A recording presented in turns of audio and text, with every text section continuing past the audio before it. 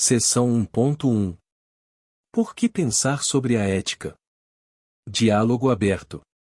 Em pleno século XXI, você provavelmente já notou que o desenvolvimento tecnológico tem criado novas ferramentas técnicas capazes de atribuir às máquinas funções antes exclusivas da ação humana. Se é verdade que o processo de substituição da atividade de homens e mulheres pela operação de equipamentos artificiais pode ser percebido ao longo de toda a história, não seria um exagero considerar que, atualmente, esse processo se vê intensificado e atinge patamares antes inimagináveis. Avanços nas áreas de robótica, automação e conectividade, por exemplo, ampliam a possibilidade de utilização da tecnologia para a realização das mais diversas tarefas exigidas nas sociedades contemporâneas. Assim, a tecnologia poderia resolver todos os problemas do convívio em sociedade, definindo quais seriam as condutas e os procedimentos corretos a serem tomados diante de uma situação concreta. As máquinas realizam as tarefas com maior precisão, maior velocidade e menor margem de erro do que os homens. Desse modo, a maior produtividade e eficiência decorrentes do uso da tecnologia constituiriam motivo suficiente para defender o uso de máquinas indiscriminadamente em todos os setores da atividade humana. A performance elevada é critério suficiente para solucionar problemas de nossa realidade cotidiana? Ou existem outros princípios da ação humana que diferenciam nosso funcionamento da programação típica da tecnologia? Pense, por exemplo, nos veículos com piloto automático. Essas máquinas saberiam escolher a reação adequada diante de uma provável batida, fazendo um julgamento se o menor prejuízo seria danificar o veículo ou arriscar a vida de passageiros e pedestres? Ou essa ponderação é essencialmente humana? Aplicativos de agendamento de consultas médicas consideram a gravidade da doença para marcar os atendimentos? Ou o critério é apenas a ordem de marcação? Seria possível programar um aplicativo com todas as possibilidades de doenças para a definição da ordem de consulta? A vigilância tecnológica exercida nas ruas, em nome da segurança pública, saberia diferenciar o excesso de velocidade irresponsável daquele necessário a uma prestação de socorro emergencial? Ou o que justifica a primeira conduta estar errada e a segunda estar certa é a compreensão humana dos fatos? Nota-se, prezado aluno, que a vida em coletividade exige certas definições do que devemos ou não devemos fazer, solicitando de nossa racionalidade um esforço para identificar em que consiste agir corretamente. Bem-vindo ao estudo da ética, campo fundamental para definirmos qual a essência da humanidade que queremos compor. Sabemos que no Brasil o direito à moradia constitui uma das prerrogativas que o Estado e a sociedade devem defender, existindo, inclusive, norma constitucional que afirma que são direitos sociais a educação, a saúde, a alimentação, o trabalho, a moradia, o transporte. Brasil, 1988, grifo nosso. Sabemos, também, que a propriedade privada recebe semelhante proteção constitucional, conforme se observa no trecho: todos são iguais perante a lei, sem distinção de qualquer natureza, garantindo-se aos brasileiros e aos estrangeiros residentes no país a inviolabilidade do direito à vida, à liberdade, à igualdade, à segurança e à propriedade. Brasil, 1988, grifo nosso. Imagine, agora, que uma família muito rica seja proprietária de vários imóveis distribuídos pelo país, muitos dos quais permanecem sem qualquer utilização por anos seguidos. Outra família, em condição de pobreza extrema, não tem recursos para pagar por uma habitação e decide ocupar um desses imóveis abandonados. Repare que há um choque entre o direito de propriedade da família rica e o direito à moradia da família pobre. Qual seria, então, a conduta correta a ser tomada diante desse impasse? O ideal seria remover a família pobre, sob a alegação de que a família rica não tem culpa da pobreza alheia e não deve ter sua propriedade atingida? Ou, inversamente, o certo seria proteger a moradia do grupo em necessidade, uma vez que a família rica abandonou o imóvel em questão? Note que, ainda que existam normas jurídicas específicas para tratar do caso concreto, as duas posições são justificáveis a partir de uma perspectiva moral, isto é, nos dois posicionamentos existem certos juízos de valores que determinam qual a conduta correta, qual o comportamento a ser observado e o dever ser e para que se atinja a solução justa, sob um posto de vista moral. Se é verdade que os juízos morais podem concordar com uma norma jurídica ou mesmo com duas normas que, em um caso concreto, são conflitantes, como acabamos de ver, é importante notar que esses valores são resultado de uma consciência moral, a qual reflete valores e sentimentos pessoais.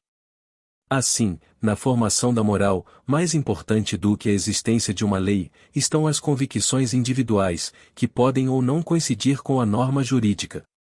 Nesse sentido, a moral de uma pessoa pode até mesmo contrariar uma norma social.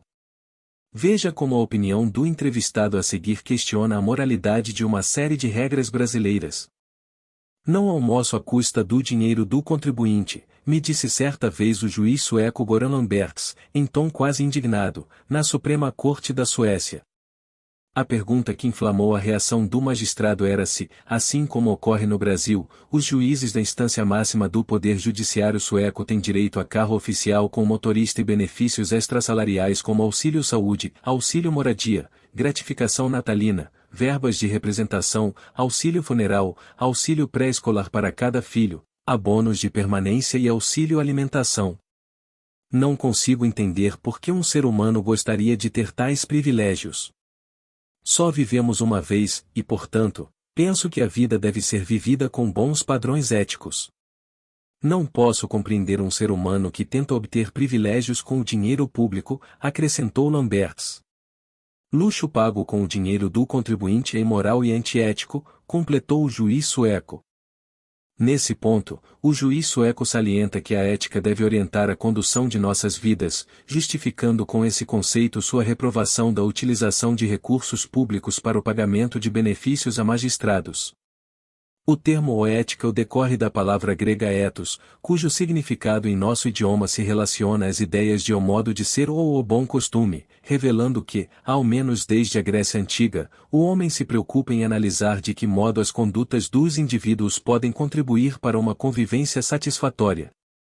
Assim, a ética se consolida como o campo do conhecimento focado na determinação racional de quais seriam as finalidades boas e mais a serem buscadas pelos seres humanos, investigando a essência das condutas consideradas certas ou erradas, os fundamentos dos princípios e valores que fundamentam os juízos, obrigações e deveres que condicionam e qualificam o comportamento humano.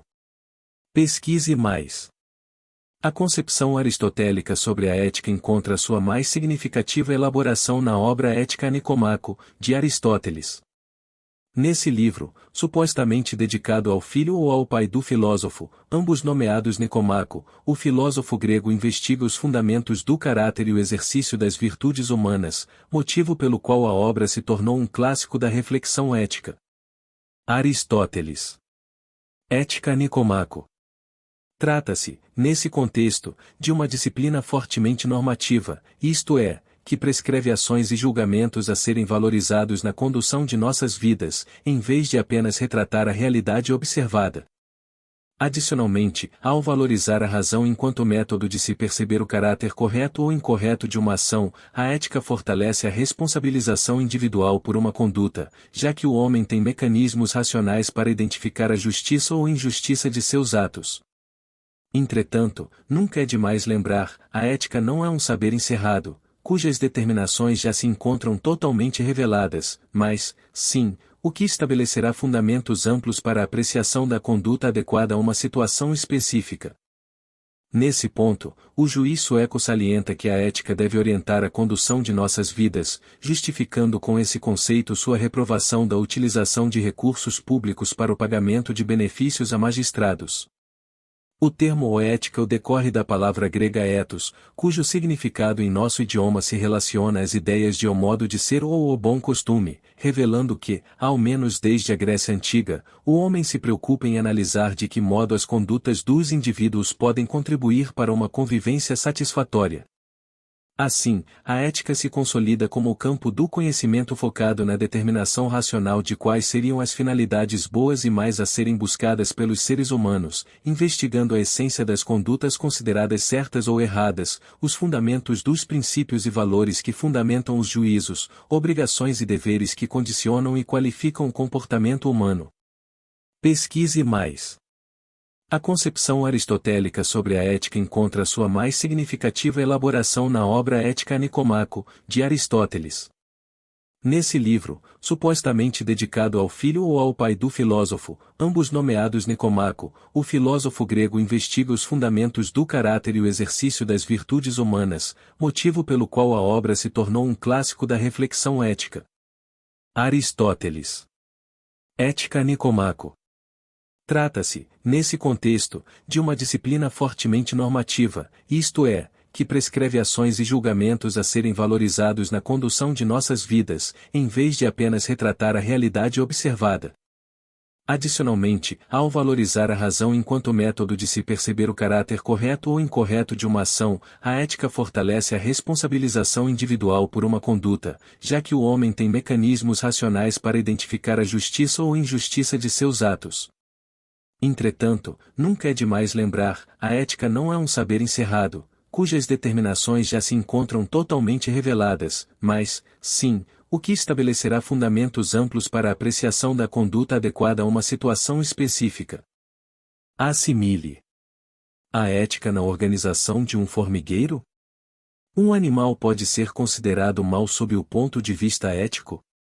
Assista à discussão entre o filósofo Mário Sérgio Cortella e o jornalista Clóvis de Barros Filho, disponível no endereço eletrônico a seguir, e assegure-se de que compreendeu os conceitos até aqui trabalhados.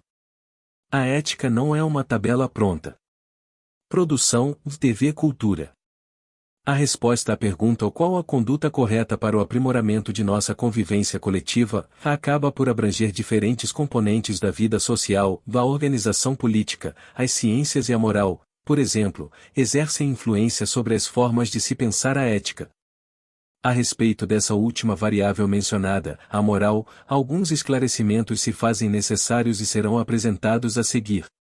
Como podemos constatar na entrevista com o juiz sueco, a classificação de que algum comportamento seria o moral ou o imoral produz efeitos semelhantes aos da afirmação de que uma conduta seria o ética ou o antiética. Isso acontece porque esses dois termos são cotidianamente utilizados como se fossem conceitos equivalentes, e mesmo em obras clássicas de nosso campo de estudo a qualificação moral é utilizada na apreciação do comportamento ético. Há que se reconhecer, entretanto, a existência de importantes diferenças entre esses conceitos, conforme estudaremos a seguir. Etimologicamente, a palavra moral deriva do termo latim moralis, cujo significado se aproxima de o relativo aos costumes. Trata-se de um conjunto de normas que regulamenta a conduta dos indivíduos em sociedade, em conformidade com as tradições, referências educacionais e culturais, e práticas rotineiras. Embora tanto a ética quanto a moral busquem a orientação do que é certo e errado no agir humano, a ética pressupõe que essa qualificação é resultado de uma elaboração baseada na coletividade, que ultrapassa os indivíduos considerados isoladamente, e não há, portanto, uma ética individual. A moral, por sua vez, fundamenta sua apreciação na razão e consciência pessoais, ainda que considerando as repercussões e influências sociais desse ato. Assim, a moral pode apresentar uma maior diversidade, uma vez que reflete condutas, práticas e desejos que variam para cada indivíduo, tempo e local da ação. Já a ética se ocupa da sistematização da moralidade, objeto de seu estudo, apresentando, portanto, princípios e regras relativamente mais amplos e duradouros. Essas diferenças possibilitam, inclusive, a divergência entre enquadramentos éticos e morais, haja vista que uma convenção moralmente aceita em uma sociedade específica pode não satisfazer uma reflexão ética, por não se adequar a princípios gerais do que seria bom, justo ou correto. Nesse mesmo sentido, é comum que grupos distintos de indivíduos, ainda que compondo uma mesma coletividade, seja ela um país, uma cidade ou até mesmo uma classe de alunos universitários, tenham comportamentos orientados por padrões diferentes daquilo que consideram moralmente aceitável, uma vez que os costumes, tabus e vontades incorporados por cada um deles diferem entre si. Quando tratamos da ética, entretanto, isso não acontece, já que as concepções morais serão interpretadas para que se identifique padrões éticos aplicáveis a todos. A problematização de aspectos da vida social que, por vezes, são equivocadamente equiparados à ética não acontece apenas com a moral, já que frequentemente a religião é aplicada em situações que exigiriam uma análise ética. De imediato, podemos identificar a origem de tais confusões no fato de que tanto a ética quanto a religião exercem a função de prescrever regras de conduta e postura apropriadas aos indivíduos. Adicionalmente, observa-se nas esferas ética e religiosa a existência de conceitos opostos utilizados como referência à ação humana, em bem e mal, certo e errado, por exemplo, são parâmetros utilizados nos dois domínios aqui apreciados. Apesar de tais aproximações, a ética e a religião apresentam divergências que justificam sua distinção em campos do saber autônomos. Primeiramente, como vimos, o pensar ético é eminentemente racional, determinado por processos lógicos inteligíveis, enquanto a compreensão religiosa, em seus mais diversos credos, apresenta forte componente dogmático, valendo-se de liturgias, mandamentos e sacralizações que transcendem os limites e temas puramente racionais. Ainda, a fundamentação ética, com base nessa racionalidade compartilhada por todos os seres humanos, busca regramentos aplicáveis a toda a coletividade, em um processo que difere da pluralidade religiosa que podemos constatar na sociedade. Exemplificando: ética e religião. Leia o trecho a seguir e repare como o argumento de Dalai Lama, líder religioso do budismo tibetano, aproxima-se do que estudamos nesta sessão. É por isso que digo que, no século XXI, precisamos de uma nova ética que vá mais além de todas as religiões. Refiro-me a uma ética secular que seja útil e prática para mais de 1.000 milhões de ateus e um número cada vez maior de agnósticos. A nossa espiritualidade humana básica é mais fundamental do que a religião. Estou convencido de que as pessoas podem viver sem religião, mas não podem viver sem valores internos, sem ética. A diferença entre a ética e a religião é semelhante à diferença entre a água e o chá. A ética e os valores internos, baseados num contexto religioso, são mais como chá. O chá que bebemos consiste em grande parte em água, mas também contém outros ingredientes, tais como folhas de chá, especiarias, talvez um pouco de açúcar e, pelo menos no Tibete, até mesmo uma pitada de sal, e isso torna-o mais saboroso e nutritivo e é algo que queremos tomar todos os dias. Mas independentemente de como o chá é preparado, o seu ingrediente principal é sempre a água. Podemos viver sem chá, mas não sem água. De igual modo, nascemos sem religião, mas não sem a necessidade básica de compaixão e também não sem água. Independentemente de pertencermos ou não a uma religião, todos nós temos uma ética elementar e humana em nós. Devemos cuidar e valorizar este fundamento ético comum. É a ética e não a religião que está enraizada na natureza humana. Nada impede, obviamente, que haja componentes éticos inseridos nos preceitos de uma religião. Entretanto, é de se esperar que outros mandamentos religiosos sejam diferentes dos procedimentos racionais defendidos pela ética. Em sentido inverso, constatamos que a ética não se vincula aos preceitos desse ou daquele credo religioso, sendo plenamente viável que um indivíduo ou uma sociedade desprovida de confissões religiosas se utilize dos campos do saber ético, uma vez que os dilemas que emergem em nossos cotidianos não são exclusivos de uma religiosidade específica. Exemplificando: ética e religião segundo. Agora, leia o excerto redigido pelo Papa Francisco e perceba como a argumentação desenvolvida pelo chefe da Igreja Católica se vincula a alguns pontos elencados nesta seção e, adicionalmente, repare como há uma convergência lógica com a redação de Dalai Lama, trazida no segmento exemplificando o anterior. Como crentes, sentimos-nos próximo também de todos aqueles que, não se reconhecendo parte de qualquer tradição religiosa, buscam sinceramente a verdade, a bondade e a beleza, que, para nós, tem a sua máxima expressão e a sua fonte em Deus. Sentimos-los como preciosos aliados no compromisso pela defesa da dignidade humana, na construção de uma convivência pacífica entre os povos e na guarda da criação.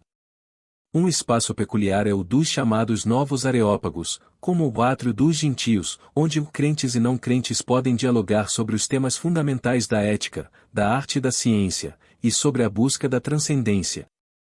Também este é um caminho de paz para o nosso mundo ferido. Francisco, 2013. Quando nos deparamos com uma situação em que nenhuma possibilidade de ação está livre de efeitos morais negativos, não existindo propriamente uma solução óbvia e inquestionável a ser tomada, ou quando a resposta preconizada pela lei, pela tradição ou por qualquer outra fonte de orientação de nosso comportamento parece se chocar com alguma convicção racional relevante para nosso juízo, encontramo-nos diante de um dilema moral. Os dilemas morais evidenciam a complexidade no exercício de nossa liberdade de escolha, já que a existência de consequências negativas decorrentes de nossas decisões, ou a apreciação dos valores a serem preferidos em um caso concreto, demandam o estabelecimento de certos critérios racionais que podem não ser tão evidentes, como veremos nos exemplos a seguir. Imagine, caro aluno, um médico legista que tem acesso aos corpos de vítimas de acidentes fatais, preocupado com a baixa disponibilidade de órgãos para doação, o médico resolve, por conta própria e sem qualquer autorização formal, extrair dos finados os órgãos que permanecem funcionais, destinando-os à doação. A atitude do médico pode ser considerada correta?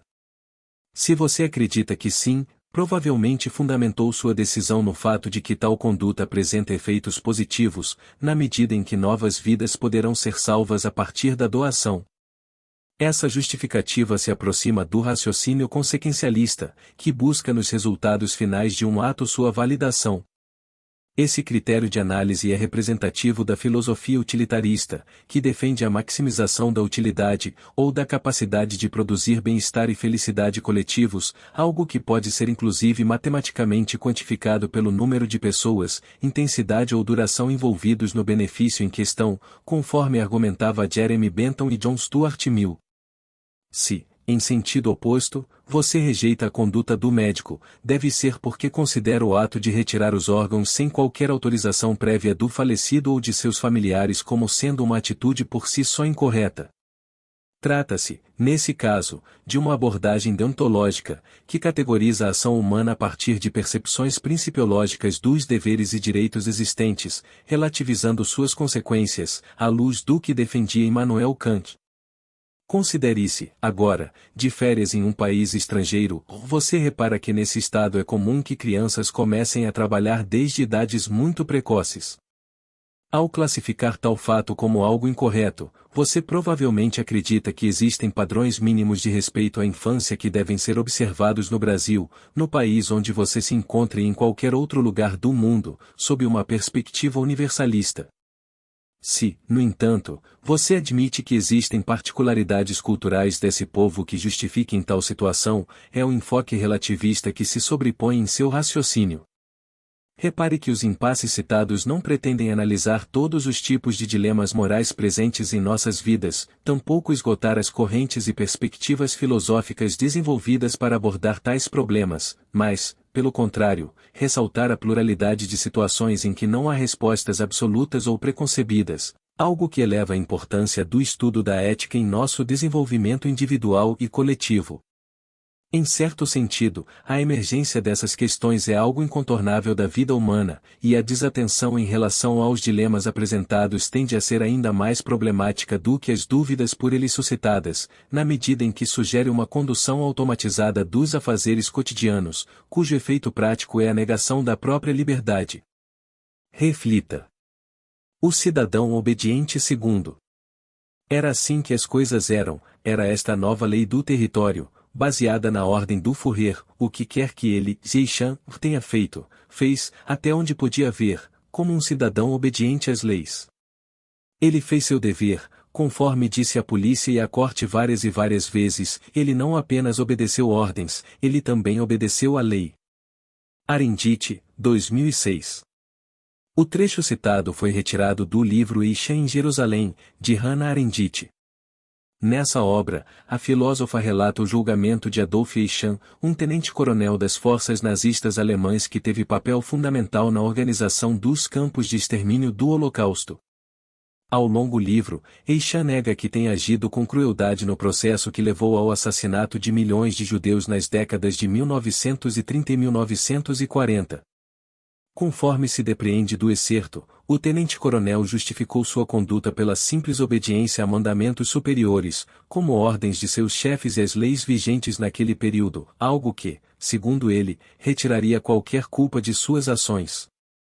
Com base nos temas discutidos nesta sessão, você diria que a obediência é sempre uma virtude? De um ponto de vista ético, como você analisa o argumento de Eixan?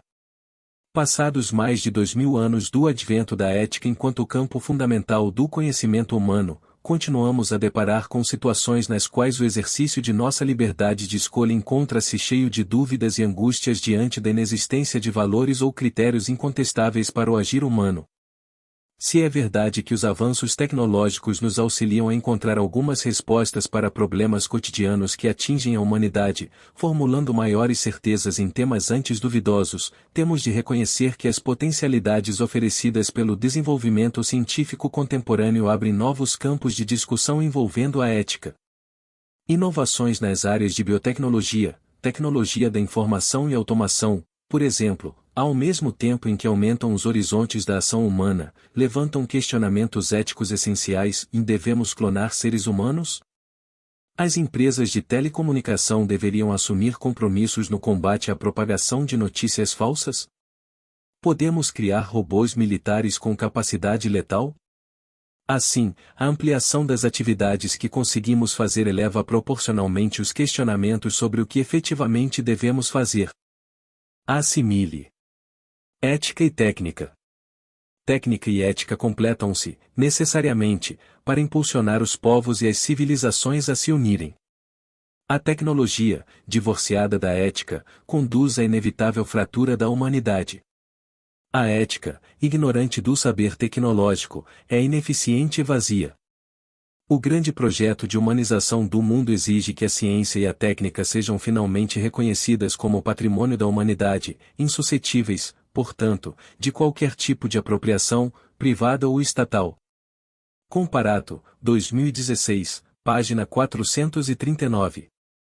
Neste mesmo sentido, a ampliação das capacitações humanas contrasta com a persistência de desafios para os quais a humanidade já dispõe de soluções tecnológicas, revelando que a continuidade de certos problemas individuais ou coletivos não se deve a questões técnicas, mas, sim, às escolhas que fazemos enquanto sociedade organizada, o que revela um vínculo primordial entre a ética e a política. Esse zelo pela convivência coletiva defendido pela filosofia ética enriquece toda a rede de relações nas quais nossa existência se desenvolve, bem como reconhece os aspectos valorativos essenciais de nossa condição humana. Nesse sentido, é preciso o ensinamento do professor Fábio Conder Comparato de que o ser humano só realiza integralmente as suas potencialidades, isto é, somente se aproxima do modelo superior de pessoa, quando vive numa sociedade cuja organização política não se separa das exigências éticas e regula, de modo harmonioso, todas as dimensões da vida social. Comparato, 2016, página 587. Perceba a função emancipadora do saber ético, garantindo que a inexistência de modelos predeterminados do que deve constituir o agir humano não seja considerado uma limitação às nossas vidas, mas, pelo contrário, que essa condição permita o exercício integral de nossas liberdades, estimulando a reflexão constante sobre o mundo que nos cerca e sobre os caminhos para uma existência plena e em harmonia com os fundamentos de nossa humanidade. Sem medo de errar. A liberdade é um dos valores fundamentais e marcantes da existência humana. Diferentemente de outros animais, cuja ação é orientada majoritariamente pelo instinto, o ser humano encontra na utilização de sua racionalidade, ao exercer seu livre-arbítrio, a capacidade de fazer escolhas diante de uma situação concreta. Essa liberdade de julgamento e conduta é essencial na medida em que as situações com que deparamos ao longo da vida são inúmeras e imprevisíveis, tornando inviável a elaboração, ainda que mental, de uma sistematização rígida das atitudes a serem tomadas.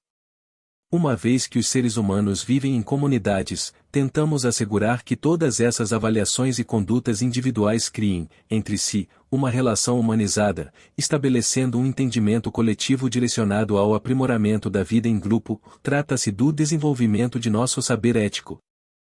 Se bem verdade que nossas liberdades possibilitam que nos manifestemos de acordo com nossas individualidades, existem referências compartilhadas daquilo que devemos assumir como sendo condutas e finalidades éticas, de modo distinto de padrões morais e religiosos aceitos por cada indivíduo. Assim, percebemos que o raciocínio ético é uma atividade eminentemente humana. Como consequência, a ética não está sujeita a processos de codificação e programação, como aqueles observados na construção de máquinas, algo que limita o uso da tecnologia em contextos nos quais podemos deparar com dilemas morais. É óbvio que a evolução da tecnologia nos fornece incontáveis benefícios para a organização e funcionamento de nossas sociedades, entretanto devemos manter sempre em mente que essas inovações auxiliam, mas não substituem o raciocínio humano e as avaliações éticas que são necessárias ao nosso cotidiano. A definição de que a vida humana importa mais do que bens materiais, de que a gravidade de uma doença é motivo legítimo para que se adiante um paciente na fila de atendimentos médicos ou de que a função de salvar vidas poderia justificar o excesso de velocidade de um automóvel são ponderações éticas que só os humanos são capazes de realizar.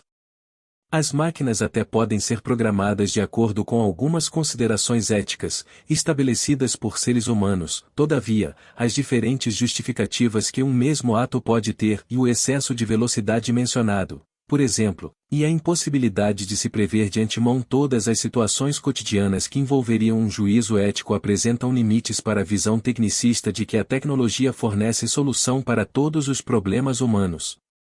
Esse posicionamento seguramente reflete uma postura humanista que, em pleno exercício de nossas liberdades, rejeitaria uma condução automatizada, mecanicista e por que não, antiética de nossas vidas. Faça valer a pena. 1. Leia o trecho a seguir. Os juízos éticos de valor são também normativos, isto é, enunciam normas que determinam o dever ser de nossos sentimentos, nossos atos, nossos comportamentos. São juízos que enunciam obrigações e avaliam intenções e ações segundo o critério do correto e do incorreto. Chauí, 2010, página 431. Com base nos estudos desenvolvidos nesta seção e na argumentação da professora Marilena Chauí, assinale a alternativa correta. O termo os juízos éticos só poderia ser substituído por os juízos morais só sem alteração no sentido da frase, já que ética e moral são conceitos sinônimos. B. Como as religiões também determinam o dever ser o dos indivíduos, podemos afirmar que ética e religião funcionam exatamente sob os mesmos fundamentos e racionalidades. C. Se os juízos éticos de valor são normativos, podemos concluir que eles sempre estão de acordo com as normas jurídicas. D. A função normativa da ética auxilia a busca por uma melhor convivência nas sociedades. Atualmente, a ética já esgotou sua função normativa, uma vez que já estabeleceu o dever ser para todas as situações possíveis e imagináveis. 2. Leia o fragmento a seguir. Os princípios éticos são normas objetivas, sempre correlacionadas a virtudes subjetivas. São normas teleológicas, que apontam para um objetivo final do comportamento humano, ao qual devem se adequar os meios ou instrumentos utilizados. São normas de conteúdo axiológico, cujo sentido é sempre dado pelos grandes valores éticos. Comparato, 2016, página 524. Assinale a alternativa que interpreta corretamente o conteúdo presente no texto base. Os princípios éticos são objetivos ou porque, atualmente, todos eles já se encontram codificados. B. A correlação entre os princípios éticos ou virtudes subjetivas ou se origina do entendimento de que a ética constitui objeto de estudo da moral. C. Ao apontar para um objetivo final do comportamento, a ética apresenta uma natureza normativa. D. Por conter o conteúdo axiológico, as normas éticas variam de acordo com os valores pessoais de cada indivíduo. Assim, cada indivíduo tem uma ética pessoal. Como exemplo dos grandes valores éticos, podemos citar os mais elevados mandamentos religiosos. 3. Leia o trecho de uma reportagem, apresentado a seguir. Presidente do TJSP considera ético recebimento de auxílio moradia. Assunto tem causado polêmica após divulgação de que magistrados com imóveis próprios fazem uso do benefício. Thaís Sodowski, do R7. O novo presidente do TJSP, Tribunal de Justiça de São Paulo, afirmou nesta segunda-feira, 5, que não vê problemas em juízes com imóvel próprio na cidade onde atuam receberem auxílio moradia. Eu acho que é ético porque a Lei Orgânica da Magistratura Nacional prevê o recebimento do benefício. O auxílio moradia é um salário indireto porque é previsto como tal na Lei Orgânica da Magistratura Nacional. O auxílio moradia a membros do Judiciário tem causado polêmica após reportagens recentes mostrarem que juízes com imóveis próprios receberam o benefício. A maior parte da categoria defende o pagamento dessa verba como forma de composição do salário defasado, a última correção foi em 2015. Sodowski, 2018. Com base nos estudos realizados nesta sessão e na leitura da reportagem apresentada, assinale a alternativa correta. Uma vez que a previsão normativa da concessão de auxílio moradia aos juízes, esse tema deixa de se situar no campo da ética e passa a integrar exclusivamente o domínio jurídico. B. O recebimento de auxílio moradia por parte dos juízes é algo político, e, como sabemos, a política não tem nenhuma relação com a ética. C. O argumento de que o auxílio moradia não seria devido aos juízes com imóveis próprios se aproxima do raciocínio consequencialista, que despreza os efeitos concretos de uma ação para avaliar a validade da conduta. D. O argumento de que o auxílio moradia não seria devido aos juízes com imóveis próprios se aproxima do raciocínio deontológico, que relativiza os efeitos de um ato em benefício de um dever de agir baseado em princípios amplos. E diante de tal polêmica, o ideal, de um ponto de vista ético, seria condicionar o recebimento ou não do auxílio moradia à ética pessoal de cada juiz.